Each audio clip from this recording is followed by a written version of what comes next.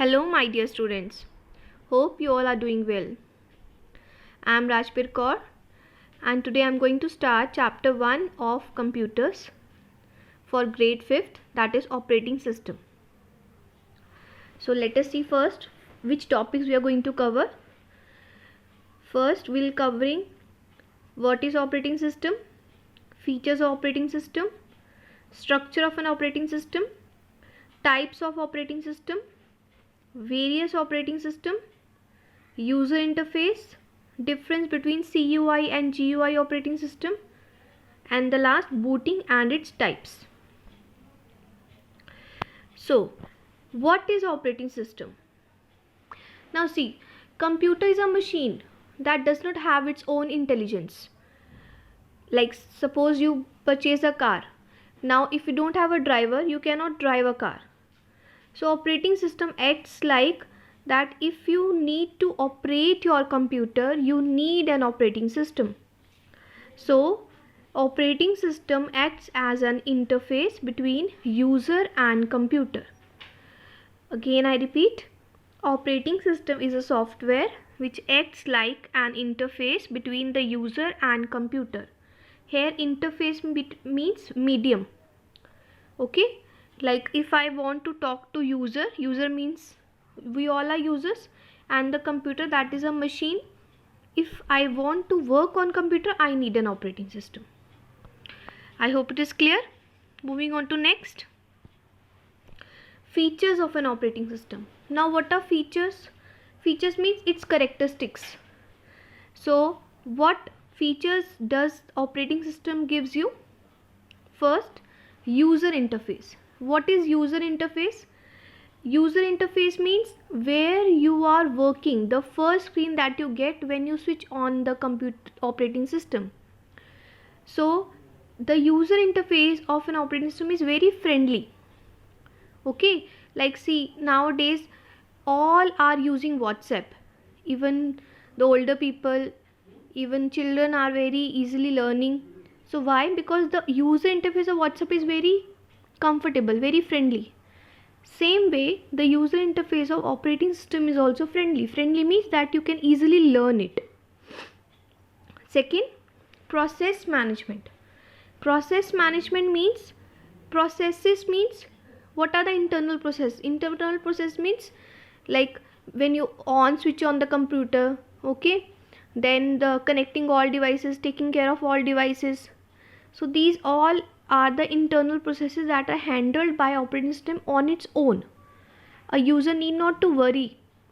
Okay. Next we have resource management. Now here resource means whatever is attached to the computer is called its resource. Okay. Whatever is attached to computer like printer, CPU, okay, these all are the resources. So it manage all resources like memory, processor, etc. Okay. Memory management. Memory, you all know, whatever we store will go into memory. So the operating system assigns memory to different tasks whenever required. Okay, you never keep, it is not the duty of user, or user need not to worry regarding the memory. The operating system decides which thing will go where. Next you have file management.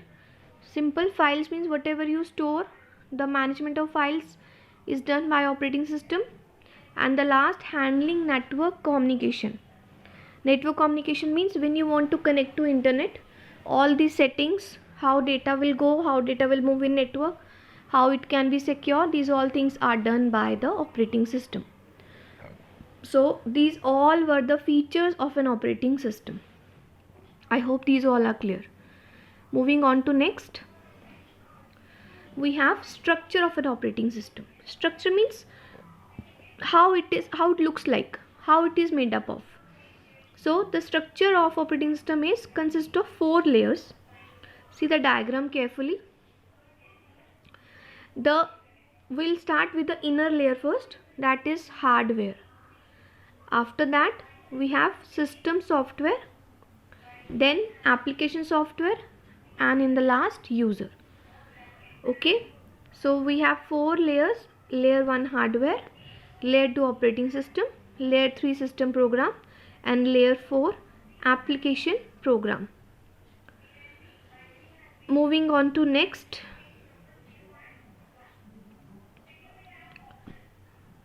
types of operating system. We have different types of operating system in which you can work depending on what is your requirement. Okay, so first is single user single task. As its name suggests, single user means it allows only one user, and single task means work. So only one user can work at a time. Okay, only one user can work at a time. For example, Palm operating system. This is the name of the operating system that supports single user single task. Second, single user multitask. Now multi means more than one, many. So it allows single user to perform various tasks. Various means can do multiple tasks at a particular time. Can you guess? Yes, operating system can be Windows. Like, for example, I am sitting on computer. Okay, I am listening music also. Same time I am making a file in a Word. So what I am doing? I am a single user, but I am doing multiple tasks at a particular time, right? Then we have multi-user. Multi-user means many users. So in this operating system there can be 2 or more people that can work on operating system. For example, Unix. And the last we have real-time operating system. Real-time means that will give you the value at the real time. For example, weather forecasting system. In the weather forecasting system you can forecast the weather. Okay, so this is specially for complex systems and it is used for high level programs. So hope these types of operating system are clear. Okay, let us move on to next. Now these are various operating system. Various operating system means that the operating system that are available and that we can install in our computer systems according to our work. First, DOS. The full form is Disk Operating System. This was the first operating system and it is single user and single task. Nowadays it is not being used. Okay, so but it was the first operating system. Next we have Unix. In Unix we can have multi-user operating system. It is used for multi-user. Now it should be multi-user, should be clear. Multi-user we did it before. That multi-user means where more than one user can work at a time. Okay, you can relate it. So Unix is used for multi-user operating system and can be used on micro and mini computers. Okay, Windows. Windows, very popular, very common operating system that are mostly used for home and business users. Then we have Macintosh. Macintosh, popularly known as Mac, that was introduced by Apple Computers in 1984 and it provides a very user-friendly interface.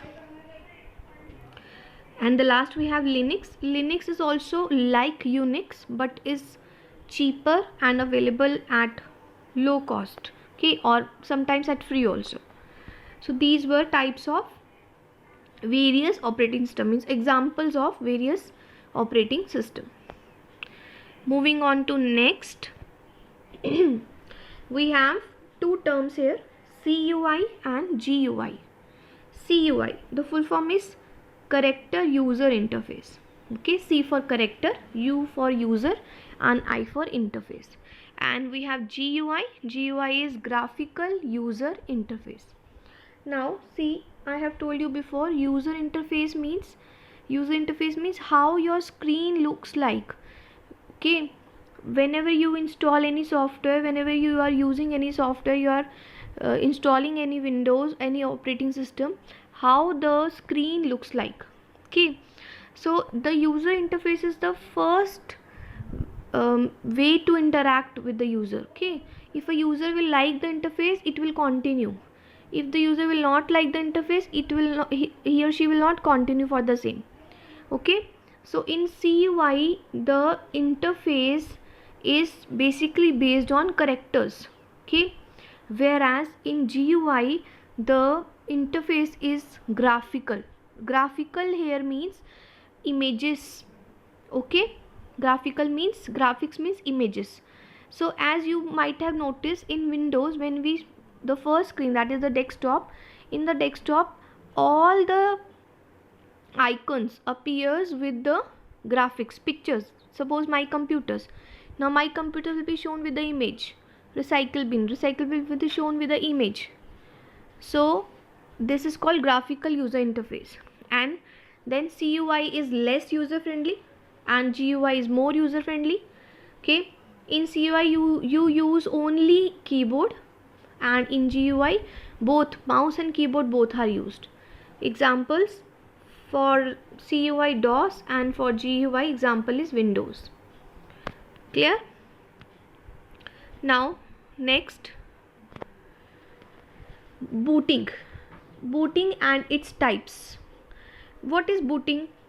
See, when the process of turning on the computer, see, you might have noticed when you switch on the computer, it takes 1 or 2 minutes to come on to desktop. So some process is going on, internal process are going on, and you need not to do anything. That internal process, what that internal process contains, it is the loading of operating system in the primary memory. Okay, it means when you turn on the computer, the operating system get loaded into the primary memory, and that is called booting. We usually call it as that booting is going on. Okay, so hope it is clear. Process of turning on the system and loading operating system into primary memory is called as booting. Now there are two types of booting, warm and cold. Warm booting means when computer stops working. Okay, when the computer does not respond to you, or it stops working, so what we do, we restart the computer instead of shutting it down. Okay, we don't shut it down, we do restart. That is called warm booting. And in cold booting is basically the normal booting. Means in this, when the computer is turned on, it checks all the devices that are either they are working properly or not. If they are not working properly, a particular message comes, and then when you respond to that particular message, you get the system started. Okay, so this was about warm and cold booting. The last topic, that is the bootstrap loader. It is normally a program that actually loads the operating system into memory. Means if somebody asks you who does booting, so the answer will be bootstrap loader program. Okay, so the bootstrap loader program take care of booting. Okay, and where it is stored in the computer's ROM, that is non volatile memory, means storage, and it is also called as boot manager. Clear? So with this we did all the topics, we have covered all the topics of this chapter. So thanks for listening. Okay, for the doubts and the queries, live classes will be planned and will be informed soon. Okay, so keep on waiting for the same, and study again and again for the doubts. Fine. Okay, then see you. Stay home, stay safe.